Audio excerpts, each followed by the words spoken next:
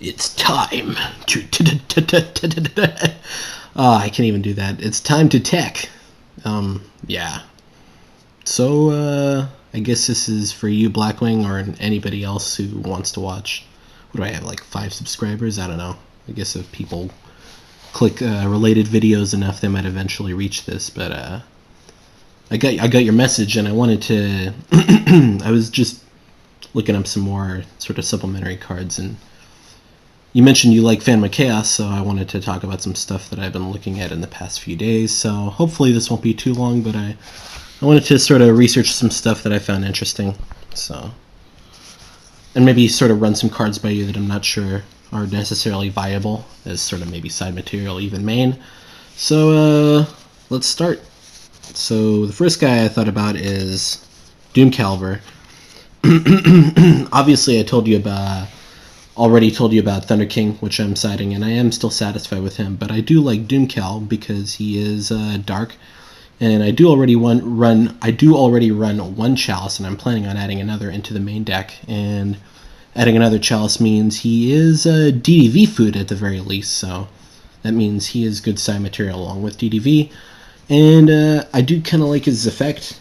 He, unlike Ryo, which does stop a lot of things, Doomcaliber stops a lot of sort of like underlying threats like Veiler and just sort of graveyard effects and just any sort of little machinations that are sort of going on behind the scenes. How did I even bring that word? How did I even bring that out? But it can't be special summon, so it's a little slow, and for that reason it does kind of interfere with sort of my turn flow when I'm sort of trying to get out caster and stuff and just sort of continue the XYZ flow. But it's definitely worth a look if you want a solid first turn for Game 2 or Game 3. Give me your thoughts about it. I might think about incorporating into the side. Next guy I'm really thinking about is Electric Virus, and he's another really cool choice, obviously, for the Dragon matchup. For other things as well, with the mirror match, you can pretty much just take their Ophion or take their... can you take their Bahamut? What is Bahamut? Bahamut's a dragon, right? I'm looking through my extra deck right now, so... And once again, I also am filming this video with... I'm also just holding it with my hand. You know, low-budget style. Let's take a look. Bahamut. Yes, he is dragon, so you could take Bahamut and take whatever else. You could do, like, the sort of underhanded fucking big eye play, except in Evilswarm form, I guess. So Electric Virus is pretty cool side. I just don't know... Because if you're going to side it, you really have to side it in 3 for it to really work at all. Because obviously you need to draw it to make it work. And if you're drawing it anywhere outside of turn 1 or 2 or in your opening hand, it's not exactly the best draw in the world if it's not, if it's not a very specific situation. If it's not to take a Draco Sack or anything of that nature, or you know what I'm talking about. But it's worth taking a look. Currently, I wouldn't think about it, but if you want to convince me otherwise, go ahead. Next one is not really like a separate choice, but I've been thinking about running a third Mandragora. Excuse me. One of the choices later I'm going to talk about involves the need for a third Thunderbird, which, as you know, I only run 2 at the moment.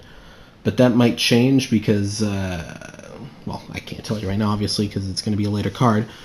But for reasons like that, Mandragora becomes more useful because if you summon Thunderbird, you're out of normal summons unless, you did it through other means, such as through Krakion and whatnot. And don't worry, I'm not slowing down the deck at all. It's just combo plays, and I think Mandragora helps a lot, considering I went to my locals on Saturday, and I went 3-1 and lost to Prophecy once, so Raticate is going in the main deck. But third Mandragora is really helpful because I lost the first duel I lost because I went second. Some spellbooks, I swear to God, they have the most broken play, most broken opening play with Judgment. Like when you can literally go +6, +7, you know there's something wrong with your fucking balance or whatever. I can't even speak. The metagame with them is just very odd.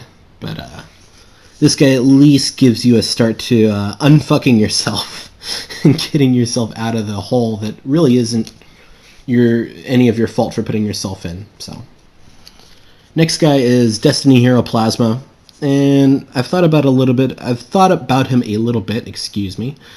Ultimately, I'm really close to just straight up rejecting him, but his effect is really, really good. It does take 3 tributes to summon, but in Evilswarms, summoning 3 monsters is really just kind of child's play. You can do it pretty much any other turn. The only problem is, obviously, at the same turn you can't summon 3 monsters. You're out of normal summons, obviously. You can't summon Plasma in that same turn, but if you can keep him alive with other stuff like Chalice or whatnot, or Safe Zones, if I eventually get a hold of those, that's one other card I don't have yet, is Safe Zone. But if you can protect them and you get Plasma out the next turn, you're pretty much good against any sort of non-prophecy matchup, we'll say. Any other deck, Plasma really just hits very hard. Only problem is, it's very difficult to use, and I don't have the tools to really put him to the best use that I'd like, so. Next guy is one that's really, really underrated, but I don't think he'd really work with my build for a couple of different reasons, is Morphing Jar number 2. Now, a lot of people don't understand the precise wording of his effect. Now, most people know him as the flip monster that returns all monsters back to deck, and then you draw until you get the same number of monsters that were on the board. That's not exactly right. You send all monsters back to the deck, and then each player draws until they have the same number of monsters that were sent back to the deck that are level 4 or lower. What this means is that if a dragon player is already set up with Draco Sacs and whatnot and whatever, let's say best case scenario for you, they have maybe a Blaster or a Tempest, and like a Big Eye and maybe like an Ophion they've stolen from you, and then for whatever, you're lucky enough that you have a Morphing Jar number 2 down, it flips up, all their stuff gets shuffled back in, including your Ophion, obviously, but none of it was level 4 or lower, Ophion obviously being a rank and not a level. So they get nothing. They get no draws, they get nothing, they basically get fucking board wiped, which is awesome. Of course, it's not a perfect strategy. Let's say if they have Draco Sac with tokens, the tokens, they count as monsters, so they'd actually get 2 free monster draws out of that. So, but the reason I didn't play it is because it's a flip effect monster, and it's admittedly a little slow for this build. Maybe not necessarily slow, but it doesn't have as much synergy with the deck that I necessarily want it to have. It's definitely potent, and like I explained the wording, it has a lot of sort of specialty situations that it can be applicable in, but right now it just doesn't sort of match my strategy. If you have any advice on how I can make this card useful, or cards that have effects similar to this that can really be useful in any way, let me know, because I'm really intrigued by his effect and I want to see if I can put it to any good use. Next guy I really wanted to highlight is Lava Golem. A card very similar to this is actually seeing quite a lot of widespread play as Reptilian Vasky, partially because she has an easy search in the form of King of the Feral Imps, which is just a generic rank 4. The problem with Reptilian Vasky is inevitably that it takes up deck space even in the sideboard, even if you're just adding 1. If you usually don't want to top deck it, obviously, because it's a card that's meant to counter 1 single card, and that's very sort of, it's like, it's good, but like I was watching a bunch of deck profiles from people who are adopting the Vasky strategy, particularly people who are also running Evilswarms, and I was seeing cases of very mixed opinions on it, and I can understand why. It just seems very, very inconsistent. Lava Golem, on the other hand, can basically tribute any 2 monsters he likes. And the best of all, he's a level 8, which means against dragon players or anybody who really utilizes level 7s, it's incompatible with any sort of exceeds that they'll want to make. There is a couple exceptions, of course, Dark Worlds in particular.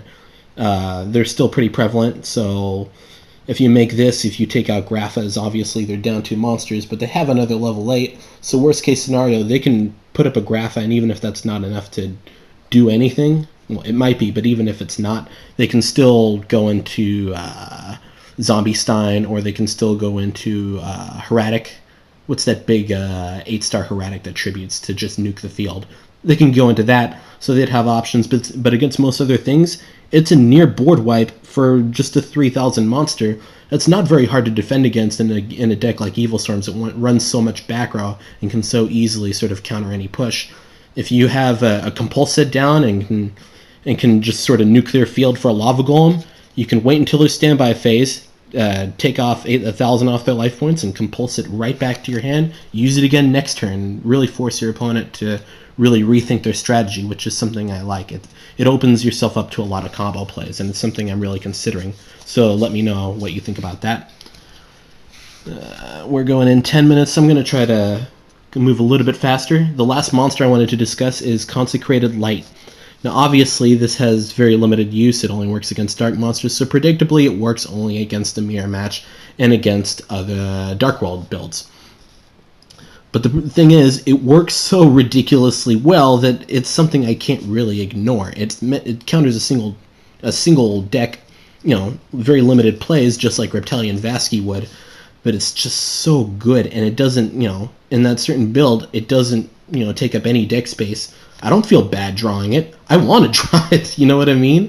It's like, it doesn't, I'm not hurt if I don't draw it, because I'm still drawing into Evilswarms. I'm still getting my plays off.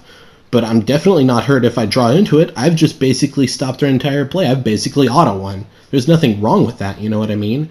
It, admittedly, battling only a single deck with, taking up entire space in your extra deck just to fight a single deck, or maybe two, if against Dark Worlds, is a little indulgent, but it's so potent that I just have to consider it. So those are the monsters. Let me know what you think. Oh man, I almost burped. Just ate lunch. So now the spells. These are a little more cut and dry. 1 day apiece. It's a great first turn card, obviously, because you're setting up with the Ophions, so you don't feel any of the effects of not being able to damage your opponent. And best of all, you just Wabaku'd your opponent. They can't do shit to you, which is great. And you get to draw a card. Is there anything bad about that? No! The only problem is it's a single card, which means it's not going to be consistent draw. So if you're in a position where you do draw it, where you're in the position to just go ham on your opponent, OTK or 2TK them out, if you play it, obviously you won't be able to do that. But in most other situations, it's something that I'd really like to consider, but for the reasons I've already stated, I am a little hesitant about it. Next is Upstart Goblin. Now, I've already told you why I run Dark World Dealings, but Upstart Goblin, while he doesn't have the discard sort of side effect, that it is still a worthy choice I'm thinking about, particularly because it adds more mechanical advantage. Obviously, Dealings does open up my grave, but in certain situations, I'm not always able to translate that into instant advantage, which puts me at a -1, excuse me. Upstart Goblin doesn't do that. You keep your advantage, you keep your cards in hand, you use this and draw a card, you still have 6 cards in hand. You still have as many as you started with. Only problem is your opponent has 1,000 more life points, which makes it harder to, take them out in as many turns as you'd like, which is something why I've sort of been a little hesitant about really considering it. Unlike in Dark Worlds, you have the potential to deal out just as much damage as you like, which is why it's almost a necessity in that deck, and that's why I ran it in that deck. But in Evilswarms, your damage output while high is a bit, closer. It's a bit more down to earth. So you really have to be more resourceful and be more attentive in your damage output values, and you have to understand how much damage you're able to deal in a single turn. Next card I want to discuss is something sort of a meta call, is Book of Eclipse, and this is something that the OCG players have started to pick up a lot. It's like Book of Moon, but it flips all monsters on the field face down, which means it's not a targeting effect, which means all the anti-targeting stuff. Master of Blades, when he comes out, won't be able to counter this.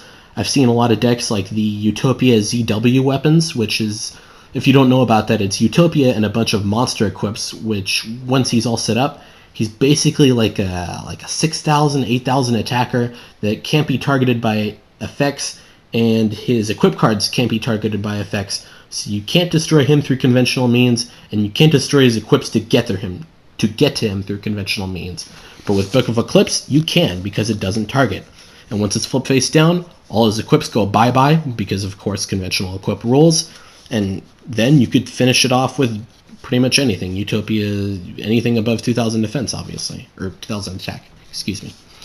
And aside from that, it's just a really good interrupt. Obviously, the effect where at the end of the turn, if your opponent's monster is still face down, you flip them face up, they draw one card for each. Yeah, that sucks, but if you can wipe their board before that happens, you've essentially got Book of Moon on steroids, and there's nothing wrong with that. So this is something I probably will be considering and may even replace Book of Moon with.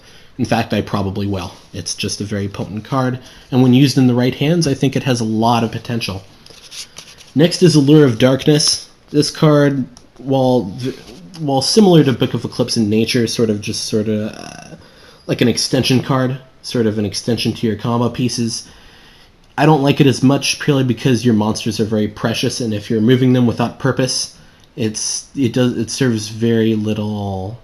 Well, it serves very little purpose. I'm repeating my words, but I think you get the idea. It offers draw power, but it sort of neutralizes the meaningful draws that you get from that. You know, your meaningful draws in Evilswarms are your monsters, and having to remove one of them from play is a big deal unless you're removing something that you don't need at that time, which in Evilswarms isn't that much. Most of your monsters are live at any given situation, unless I was to run something like Dark-Armed Dragon, which I do appreciate the recommendation for. I will think about it. I don't have it right now. I actually traded it a couple weeks ago before I really thought up the idea for this deck, so I can get it back. Dark-Arm's not an expensive card, but you know, it takes a little bit of time, especially since I'm starting summer school now. Allure of Darkness, for the reasons I just stated, is not something I'd really like, but if you have any reasons that you'd want to convince me otherwise, let me know. Next is Monster Reborn. I don't know if you remember, but I told you that I had taken this card out of my build in favor of Mind Control. I still like Mind Control a lot, even if I don't have rank 7s to really make use of my opponent's level 7s. You know, taking level 7s means I can make level 8s, which I already have level 8s because I run my own level 7s.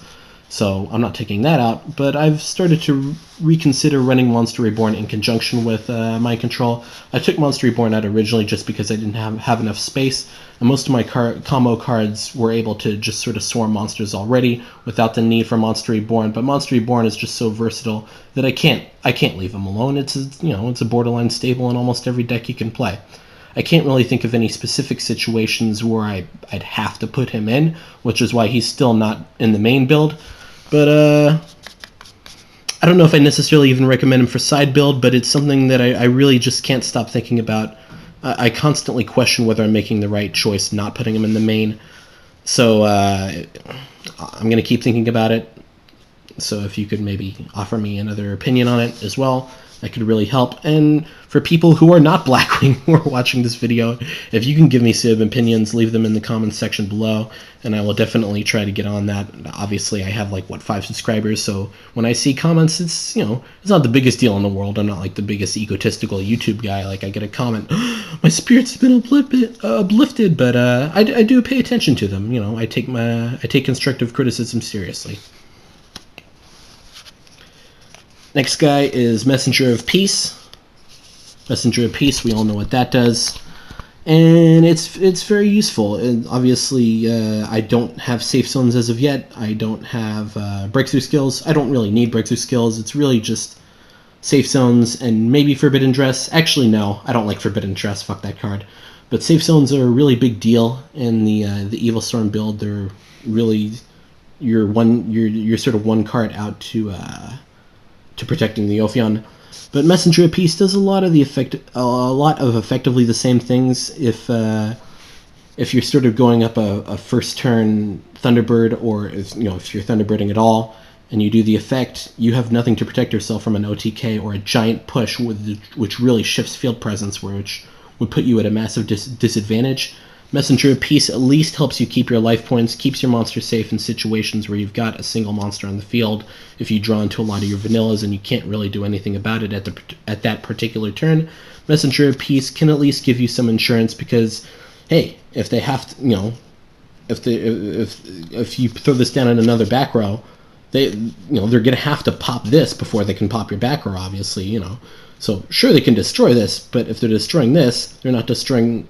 They still have nothing else to destroy your real threat, unless it's Heavy Storm. But, Heavy Storm is Heavy Storm. It breaks the rules, and we already know that.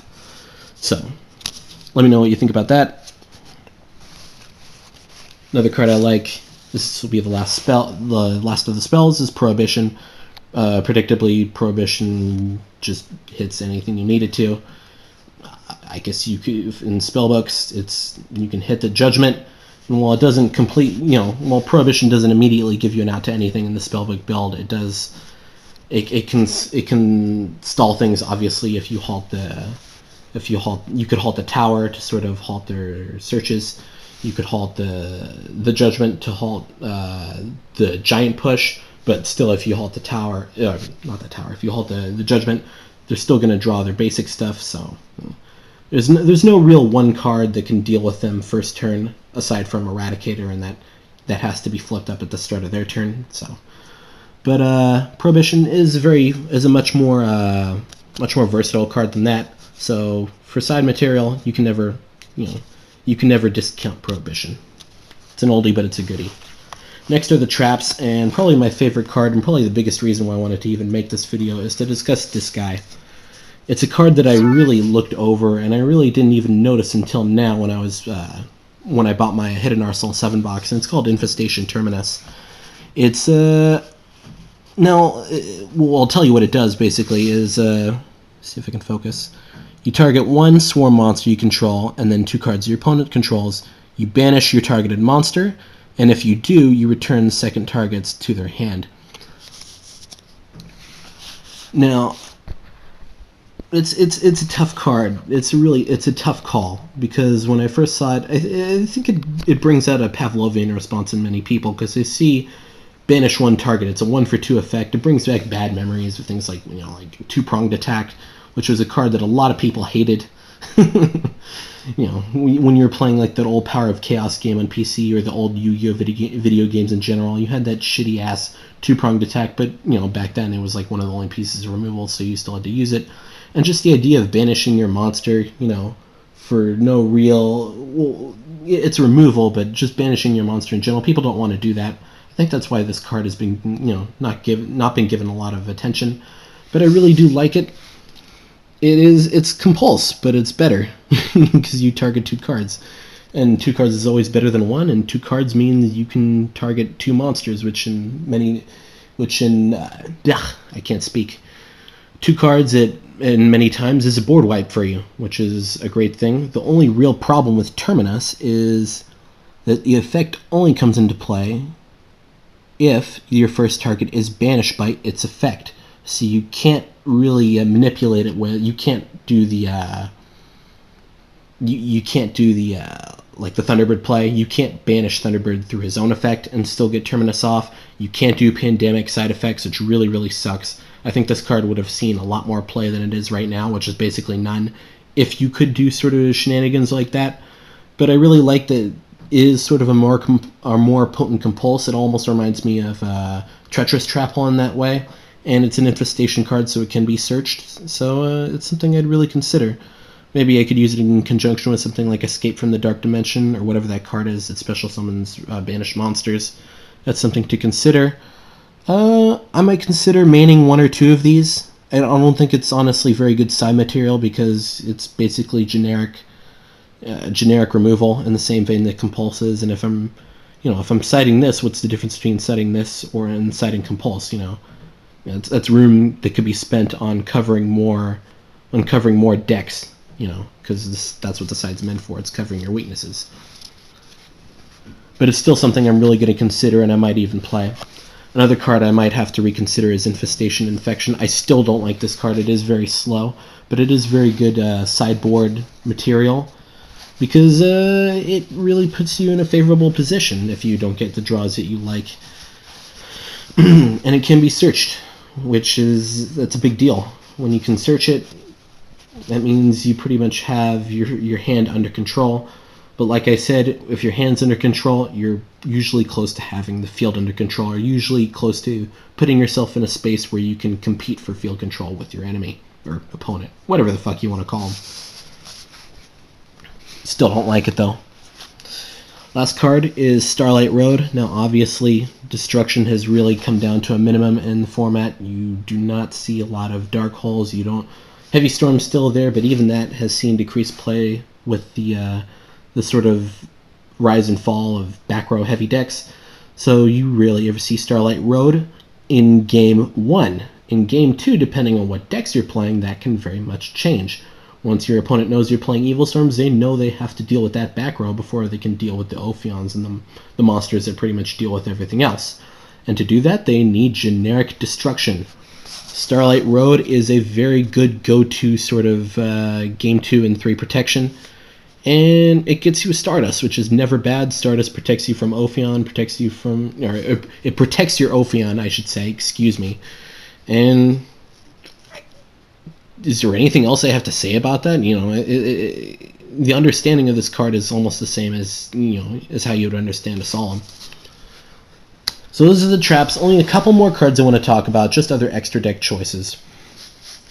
So the only Exceed I wanted to talk about is Heroic Champion Excalibur.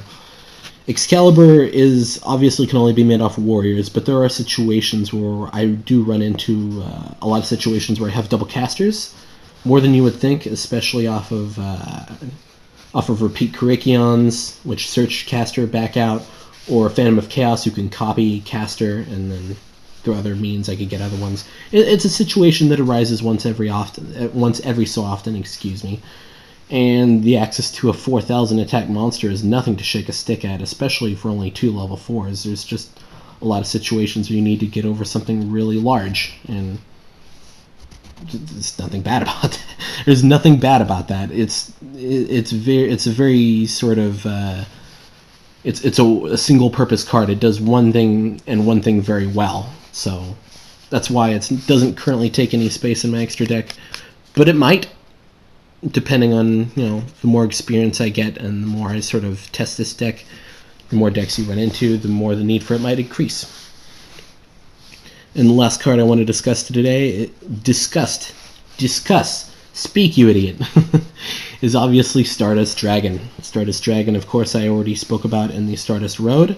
It protects your Ophion, it protects a lot of other stuff. Only problem is it's 2,500 attack, which is a giant ass problem in this goddamn meta, where everything is 2,600 attack or more. It seems like that's a big ass fucking problem for Stardust Dragon. Even Ophion gets over this son of a bitch, which is just annoying as all hell. But aside from that, Ophions, I'm stupid. Evilswarms play a lot of protection. I don't know how many times I have to say that. Back row is your friend in this deck, even if you're playing an aggressive build like I do. Back row is necessary, and there are times when, you know, just having back row in general doesn't slow you down, which really puts Stardust Dragon in a favorable position to really guard your monsters while being semi-safe from other stuff, you know what I mean? Plus, if you can summon him properly through the Veiler method, then he can stay as long as you can keep his effect live, which is very, very cool, especially in games 2 and 3, like I said, where destruction is a little more prominent than it would inevitably be in game 1, where it just doesn't exist. Other than that, I really don't have too much to say about him. I guess I could say that the reason I don't have him currently in there is because I'm just sort of unsure about my extra deck space. I'm currently in the process of acquiring another Bahamut. I'm also currently in the process of selling my Ouroboros, as he is fucking useless. He is, you know, he is versatile, but versatility that does nothing is still something that does nothing, and that's what Ouroboros does for me. He's almost completely useless in my hands. If there's something I'm missing, please God tell me now before I sell it and just kick myself in the face when I discover X combo that OTKs or does something incredible that I didn't know about before. But otherwise, I'm getting rid of him. I just don't like the guy. He just doesn't do anything. And for that reason, that's, you know, just sort of the situation with extra deck is why I haven't put Stardust Dragon in. I have other synchros that are worth more, like Crimson Blader and Thought Ruler Archfiend, which I am in the process of acquiring right now. And Thought Ruler Archfiend has a lot more attack than this guy and can compete with other stuff like Draco Sax, like Big Eyes, like several of the elemental dragons, and he he stops targeting effects. You know, it costs 1,000 life points every time you do it, but you gain them right back when you run over something. Stardust Dragon is 2,500 attack, and it doesn't do anything, you know, unless you run into a destruction effect. So it's very situational. It's very useful, which is why I consider running it, especially if I decide to put it in Starlight Road. But right now, I really don't see too much of an immediate demand for this, but I'm definitely going to keep it around and think about using it if I eventually open up some space in my extra deck, which I inevitably. Alright, sorry about that. My my Vita can only record like up to 28 minutes of video at a time, so. But just wrapping up the end of the video, like I said, Stardust Dragon is something that right now is very situational, but has the potential to be very useful in games 2 and 3 of any given match. So I'm going to think about running it in conjunction with Starlight Road. And other than that, I really don't have too much to say. I hope you can give me some feedback on the cards I talked about. I'm probably going to really consider cards like Terminus. It's a heavy risk versus reward card, because it offers great reward, but at great cost as well. Other stuff I'm really thinking about is Doomcaliber Knight, or if I can get him on camera, is Doomcaliber Knight. Great potential as a first game sort of opening monster if I don't necessarily have the Ophion ready. Part of that may be, part of that may be his fault, because he is, he'd be part of the opening draw, which can sort of mess with the plays, but that's what side deck cards inevitably do, that whatever you choose. Another card I will seriously consider is Lava Golem. In my opinion, it really just puts Reptilian Vosky to shame. I don't really care about searching. If I get him, I get him. If I don't, I don't. He does his work when he needs to, and if I don't get him, I'm no worse for wear. And I guess the same would apply to this card as well. Anything else I'm really thinking about? Oh, yeah. Book of Eclipse. This card right here is really, really good. In the future, when ZW weapons might start to see more exposure, and Master Blades as well, expect the price for this card to really jump by maybe 2 times or so. So try to stock up on that card if you can. I really have a feeling that's going to be used more, especially since it already is being used quite a lot in the OCG. And usually what goes on there, while it isn't a direct representation of what will happen here, is a really good sort of indicator of where the meta, of the direction the meta is going, even if all the cards in the OCG don't necessarily translate to the TCG. So, other than that, I hope you have endured all my rambling. I believe this video is even longer than my first one. But aside from that, that's all I have to say. Sexy Potato Dancer, out.